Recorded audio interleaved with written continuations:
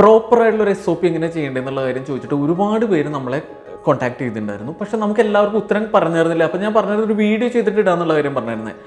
ഒരു visa rejection ഉണ്ടാവണം എന്ന് വെച്ച് കഴിഞ്ഞാൽ, ഒരു വിസ റിജക്ഷൻ മെയിൻ റീസൺ ആയിട്ട് നമുക്ക് മനസ്സിലാക്കണം എന്താണെന്ന് വെച്ച് കഴിഞ്ഞാൽ SOP പ്രോപ്പർ അല്ലാത്ത കാരണം കൊണ്ടാണ്.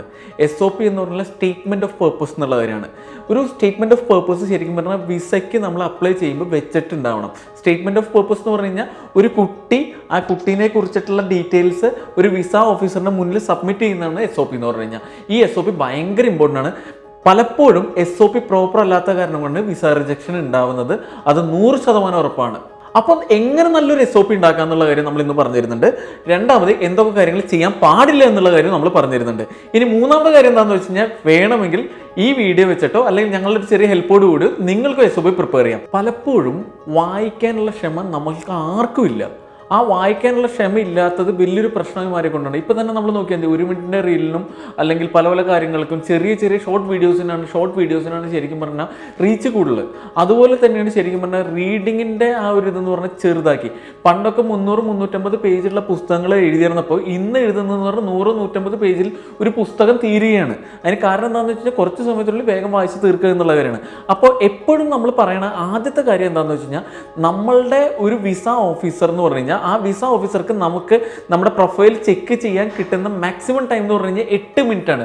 ഈ 8 മിനിറ്റിനുള്ളിൽ വായിക്കാൻ പറ്റാവുന്ന വളരെ ചെറുതായിട്ടുള്ള അല്ലെങ്കിൽ നല്ല ക്രിസ്പായിട്ടുള്ള നല്ലൊരു SOP വേണം നമ്മൾ പ്രിപ്പയർ ചെയ്യാൻ വേണ്ടിയിട്ട്. അതുകൊണ്ട് SOP എഴുതുന്ന ആൾ എപ്പോഴും ശ്രദ്ധിക്കേണ്ടത് ഒരു 1.5 മുതൽ 2 പേജ് വരെ മാക്സിമം SOP എഴുതാൻ പാടുള്ളൂ. ഇത് വളരെ ഇമ്പോർട്ടൻ്റ് ആയിട്ടുള്ള ഒന്നാമത്തെ പോയിന്റാണ്. രണ്ടാമത് നമ്മൾ പറയാൻ പോകുന്നത് എന്താണെന്ന് വെച്ച് കഴിഞ്ഞാൽ, ഒരു SOPയുടെ ഇൻട്രൊഡക്ഷൻ എന്താണെന്നുള്ള കാര്യമാണ്. SOPയുടെ ഇൻട്രൊഡക്ഷൻ മിക്ക കുട്ടികൾ എഴുതുമ്പോൾ പലപ്പോഴും തെറ്റിച്ചാണ് പോകാറ്. അവർ വേറെ പല കാര്യങ്ങളാണ് ശരിക്കും പറഞ്ഞാൽ SOPയുടെ ഇൻട്രൊഡക്ഷൻ എഴുതുന്നത്. SOPയുടെ ഇൻട്രൊഡക്ഷൻ എഴുതുമ്പോൾ നിങ്ങൾ ശ്രദ്ധിക്കേണ്ട ഏറ്റവും ഇമ്പോർട്ടൻ്റ് ആയിട്ടുള്ള കാര്യം എന്താണെന്ന് വെച്ച് കഴിഞ്ഞാൽ, നിങ്ങളുടെ പ്രൊഫഷണൽ ആയിട്ടുള്ള ഒരു കാര്യത്തിനെ കുറിച്ചിട്ട് പറയാം. അത് നിങ്ങളൊരു ജോലിയിൽ ഇരിക്കുന്ന ഒരാളാണ്, നിങ്ങൾ സ്റ്റഡീസിനാണ് പോകുന്നതെന്ന് വെച്ച് കഴിഞ്ഞാൽ നിങ്ങളുടെ പ്രൊഫഷനെ കുറിച്ചിട്ടുള്ള കാര്യം പറയുന്നതിൽ തെറ്റില്ല. അതുപോലെ തന്നെ നിങ്ങളുടെ പഠിപ്പിനെ കുറിച്ചിട്ടുള്ള കാര്യം പറയാം. പഠിപ്പിനെ കുറിച്ചുള്ള ഒരു ഇൻട്രൊഡക്ഷൻ നമുക്ക് പറയാം. അത് ഞാൻ പഠിച്ചിരിക്കുന്നത് 10ാം ക്ലാസ് വരെ ഇവിടെയാണ്, അല്ലെങ്കിൽ +2 ഇവിടെയാണ്, അത് കഴിഞ്ഞിട്ട് ഞാൻ ഡിഗ്രി ചെയ്ത കോളേജിൻ്റെ അതാണ് എന്നുള്ള കാര്യങ്ങളിലൊക്കെയാണ് നമ്മൾ ശരിക്കും പറഞ്ഞാൽ ആ ഇൻട്രൊഡക്ഷനിൽ പറയാൻ പാടുള്ളൂ. അങ്ങനത്തെ നല്ലൊരു അതിശക്തമായിട്ടുള്ളൊരു ഇൻട്രൊഡക്ഷൻ തന്നെ നമ്മൾ എഴുതണം.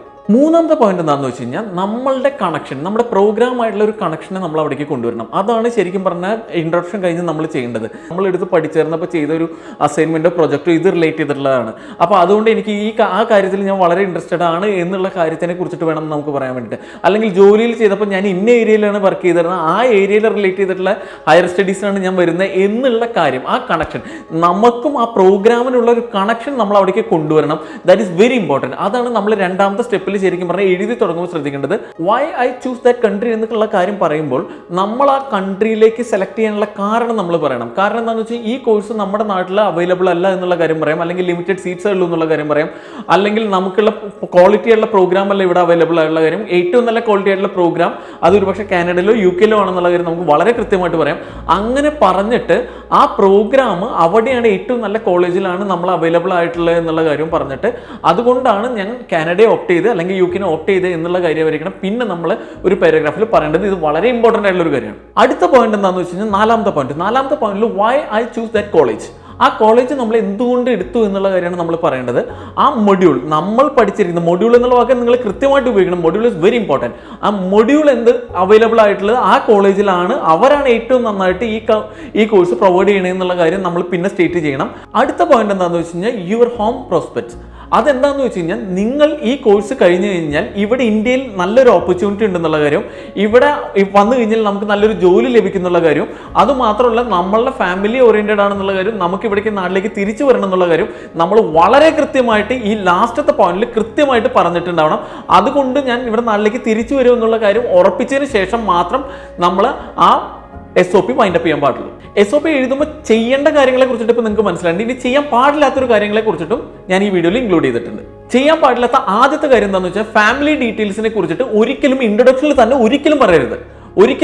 വളരെ ഇമ്പോർട്ടൻ്റ് ആയിട്ടുള്ള കാര്യമാണ്. നമ്മുടെ ഫാമിലി ഡീറ്റെയിൽസ് അല്ല നമ്മൾ നോക്കുന്നത്. SOP എന്ന് പറഞ്ഞു കഴിഞ്ഞാൽ നമ്മളെ കുറിച്ചുള്ള ഒരു കാര്യമാണ്. അതായത് നമ്മുടെ അക്കാഡമിക് ആയിട്ടുള്ള കാര്യം അല്ലെങ്കിൽ പ്രൊഫഷണൽ ആയിട്ടുള്ള ഒരു കാര്യത്തിനെ കുറിച്ചിട്ട് നമ്മൾ ഡീറ്റെയിൽ ചെയ്യുന്ന ഒരു ലെറ്ററാണ്. ആ ലെറ്ററിൽ ഒരിക്കലും നമ്മുടെ ഫാമിലി മാറ്റേഴ്സ് നമ്മളെ ഇൻട്രൊഡക്ഷനിൽ വരാൻ ഒരിക്കലും പാടില്ല. അതുപോലെ തന്നെ രണ്ടാമത്തെ പോയിന്റ്, ഒരിക്കലും നമ്മുടെ റിലേറ്റീവ്സിനെ കുറിച്ചുള്ള കാര്യങ്ങളും നമുക്ക് SOPയിൽ പറയേണ്ട കാര്യമില്ല. മിക്ക കുട്ടികൾ എഴുതി വെക്കുന്ന വലിയൊരു മിസ്റ്റേക്കാണ്. ഇത് വിസ റിജക്ഷന് സാധ്യത ആവുന്ന ഒരു കാരണമായിട്ട് നമ്മൾ കണ്ടെത്തിയിട്ടുണ്ട്. അടുത്ത പോയിന്റ് എന്താണെന്ന് വെച്ച് കഴിഞ്ഞാൽ ഒരിക്കലും നമ്മളുടെ പൈസയെ കുറിച്ചിട്ട് നമ്മൾ അവിടെ പറയേണ്ട കാര്യമില്ല. നമ്മൾ പൈസയുടെ കുറിച്ചിട്ടുള്ള കാര്യങ്ങൾ നമുക്ക് അവിടെ ഡിസ്കസ് ചെയ്യേണ്ട ഒരു കാര്യമില്ല. നിങ്ങൾ ശരിക്കും പറഞ്ഞാൽ GST എമൗണ്ട് അടച്ചിട്ടുണ്ട്, കോളേജിന്റെ ഫീസ് അടച്ചിട്ടുണ്ട്, ആ കാര്യങ്ങളെ കുറിച്ചിട്ട് നമുക്ക് SOPയിൽ കൊണ്ടുവന്ന് പറയേണ്ട കാര്യമില്ല. നിങ്ങളുടെ വെൽത്തിനെ കുറിച്ച് പറയാനുള്ള ഒരു ഭാഗം ഉണ്ടെങ്കിൽ പോലും ഈ വക കാര്യങ്ങളെ കുറിച്ചിട്ട് ഒരിക്കലും നമ്മളത് പറയേണ്ടതായിട്ടുള്ള ആവശ്യമില്ല. ലാസ്റ്റ് ബട്ട് നോട്ട് ലീസ്റ്റ്, ഈ കാര്യം വളരെ ഇമ്പോർട്ടൻ്റ് ആണ്. പ്ലേജറിസം എന്താണെന്ന് വെച്ച് കഴിഞ്ഞാൽ നിങ്ങൾ ഒരു സെന്റൻസ് കോപ്പി പേസ്റ്റ് ചെയ്തിട്ട് വെക്കുക, അല്ലെങ്കിൽ മറ്റുള്ള ആൾക്കാരെ എഴുതിയിരിക്കുന്നത് നോക്കി എഴുതുക. ഈ കാര്യം ചെയ്തിട്ടുണ്ടെങ്കിൽ നിങ്ങൾ ഉറപ്പിച്ചോ നിങ്ങളുടെ വിസ റിജക്റ്റ് ആയിട്ടുണ്ടാവും. കാരണം അതിന്റെ സോഫ്റ്റ്വെയർസും എല്ലാ കാര്യങ്ങളും ശരിക്കും പറഞ്ഞാൽ അവിടെ ഉണ്ട്. ആ സോഫ്റ്റ്വെയർസിൽ നോക്കിക്കഴിഞ്ഞാൽ ചിനൂക്ക് എന്ന് പറയുന്ന സോഫ്റ്റ്വെയർ ആണ് അതിന് യൂസ് ചെയ്യുന്നത്. അത് ഏറ്റവും അഡ്വാൻസ്ഡ് ആയിട്ടുള്ള സോഫ്റ്റ്വെയർ ആണ്. ഈ സോഫ്റ്റ്വെയറിൽ നോക്കിക്കഴിഞ്ഞാൽ നമുക്ക് കൃത്യമായിട്ട് അറിയാൻ പറ്റും എവിടെയാണ് എന്താണ് പ്രശ്നം എന്നുള്ള കാര്യം. അതുകൊണ്ട് പ്ലേജറിസം എന്നുള്ള ഒരു കാര്യം ഒരു കാരണവശാലും ഉണ്ടാവാൻ പാടില്ല. പ്ലേജറിസം വന്നിട്ടുണ്ടെങ്കിൽ ഉറപ്പാണ് വിസ റിജക്ഷൻ. അതുകൊണ്ട് പ്ലേജറിസം നിങ്ങൾ ഒരിക്കലും ഇൻക്ലൂഡ് ചെയ്യരുത്. അതായത് നോക്കി എഴുതരുത്, മറ്റൊരാളുടെ കാര്യം നോക്കിയിട്ട് ഒരിക്കലും എഴുതരുത്. ഇപ്പോൾ SOP എഴുതേണ്ട എല്ലാ കാര്യങ്ങളും നമ്മൾ വ്യക്തമായിട്ട് പറഞ്ഞിട്ടുണ്ട്. ഇനി നിങ്ങൾക്ക് SOP എഴുതാൻ എന്തെങ്കിലും ഹെൽപ്പ് വേണമെങ്കിൽ നിങ്ങൾക്ക് ധൈര്യമായിട്ട് ഞങ്ങളെ കോൺടാക്ട് ചെയ്യാം. അത് നമ്മൾ ഒരു ചെറിയ ചാർജ് വെക്കുന്നുണ്ട്. ആ ചാർജ് നിങ്ങൾ തന്നു കഴിഞ്ഞാൽ വളരെ കൃത്യമായിട്ടുള്ള ഒരു പ്രൊഫഷണൽ ആയിട്ടുള്ള ഒരു SOP നമ്മൾ കൃത്യമായിട്ട് നമ്മൾ എഴുതി തരുന്നതാണ്. അപ്പോൾ നിങ്ങളെല്ലാവരും കറക്റ്റായിട്ട് SOP പ്രിപ്പയർ ചെയ്യുക. എല്ലാവരും കറക്റ്റായിട്ട് SOP പ്രിപ്പയർ ചെയ്ത് വിസ റിജക്ഷനെ ഒഴിവാക്കുക. എന്നിട്ട് എല്ലാവരും കാനഡയ്ക്ക് UK പോകാനുള്ള കാര്യങ്ങൾ നോക്കുക. അപ്പോൾ thank you very very much.